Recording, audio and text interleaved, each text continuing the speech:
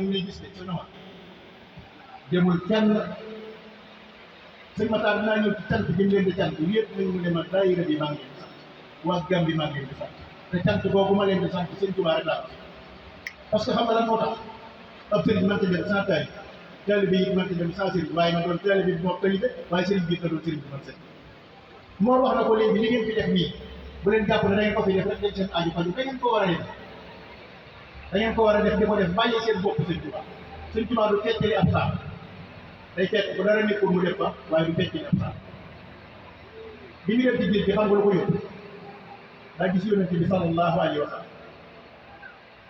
nee na mel ne rido dafa dox sama digganteeg moom nee na ma gisaat ko nag moo xam ne dafa tuñante ak man waxanteeg man ma toll mu ne ma luy sa bëgg-bëgg ma jox ko ñetti condition bu njëkk bi mooy bokk ci gaa yi di ànd ak yow doon di faat te daraja jooju moom tàgg na yàlla dootu ko may kenn am hasibtum an tadxulul jannata wala ma ya'tikum masalul lazina xalaw min qablikum massathumul ba'sa wa darra wa sulsilu hatta yaqula rasulu walazina amanu ma'ahu mata nasrullah ala inna nasrallahi qarib ñooña seen parce que taw yi fekk jëmale ko ci yonent bi benn saxaaba kar ko moom ëpp na yaakaar yéen ma day yàlla moo tax nit ma rijaalu lahuma jaalu ni loo naan waxtaan ñooña seen kuritu fas ya moom dereti wàllu yi la ñuy fees yonent bi ne ko loolu faat na dootu am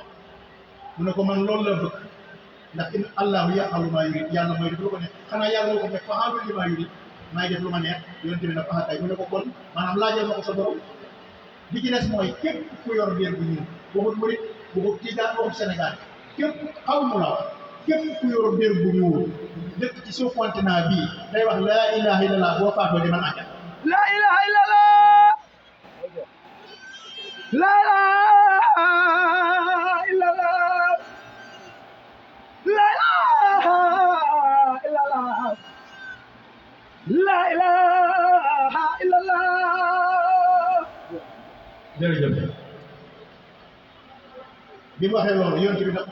ak ban mu ne ko ma am ci yàlla kër boo xam ne mbindeef mu njëkk du ko am mu mujj du ko am mu ne ko ak ban mu ne ko ma doon nag ki lay liggéeyal nga xam ne bu ñu ma ko tudd dootu tudd kenn ku lay liggéeyal sababu xaybati an allah arada an anaala min ijaa mooy bu dëgg daraja wan akoona saakahan bi xaw mi mooy nation bi Ibrahima bi wax laa ilaaha illa Mali bi wax laa ilaaha illa Burkina bi wax laa ilaaha illa ñoom ñëpp nañ dem àjjana ci dara jël Rasulullah sallallahu alayhi wa sallam Gambie dugg na Sénégal dugg na Mali dugg na Côte d'Ivoire dugg na ñëpp dugg na Sëñ Tuubaa gore bu ci topp mu ne ko ne diggante ko ne ki rek daw mi naa la fa defal lu góor góor ëllëg mu ne ko ma laaj ko sa borom dalani allahu ala muhammadin wa xaadani muhammadin bi sabab waaye yonente bi affaire bi gisee ci moom nag wa dalani allahu ala muhammadin wa xaadani muhammadin bi sabab ngay dégg ñaari benn xay